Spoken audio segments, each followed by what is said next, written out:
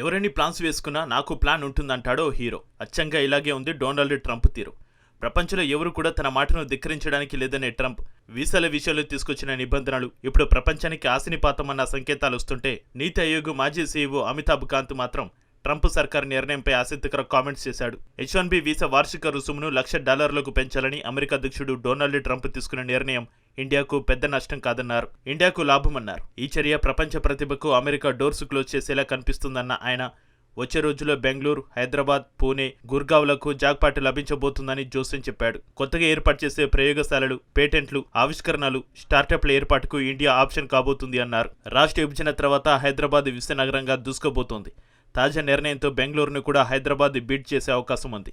వచ్చే రోజుల్లో వలసేతర కార్మికుల ప్రవేశాన్ని పరిమితం చేస్తూ భారతదేశంతో సహా కార్మికులను అమెరికాలో నివసించడానికి, పనిచేయడానికి నియమించుకోవడానికి కంపెనీలు ఉపయోగించే వీసాలపై వార్షిక $1,00,000 ఫీజు రుసుమును విధిస్తూ ఒక ప్రకటనపై ట్రంప్ సంతకం చేసిన కొన్ని గంటల తర్వాత అమితాబ్ కాంత్ ఈ వ్యాఖ్యలు చేశారు.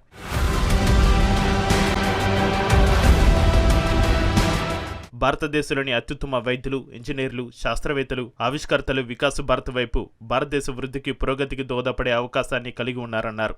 అమెరికా నష్టం భారతదేశ లాభం అవుతుందని తెలిపారు. కొన్ని కంపెనీలు ఇష్టారాజ్యంగా నియామకాలు చేశాయని, కనీసం అమెరికన్లకు సాధారణ ఉద్యోగాలు కూడా ఇవ్వలేదని ట్రంప్ వ్యాఖ్యానించారు. అందుకే తాము ఇంతటి కఠిన నిర్ణయం తీసుకున్నామన్నారు.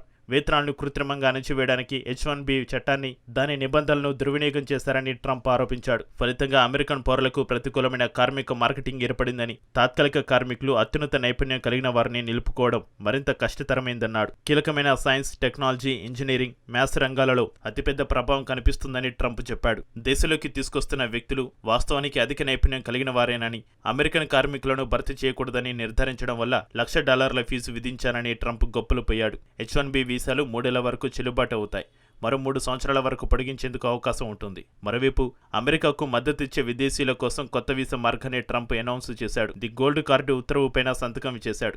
గోల్డ్ కార్డు కార్యక్రమం కింద అమెరికా ట్రెజరీకి 1,00,000 లేదా ఒక కార్పొరేషన్ స్పాన్సర్ చేస్తుంటే $2,00,000 చెల్లించగల వ్యక్తులు దేశంలో వేగవంతమైన వీసా, గ్రీన్ కార్డు పొందే అవకాశాన్ని పొందుతారు.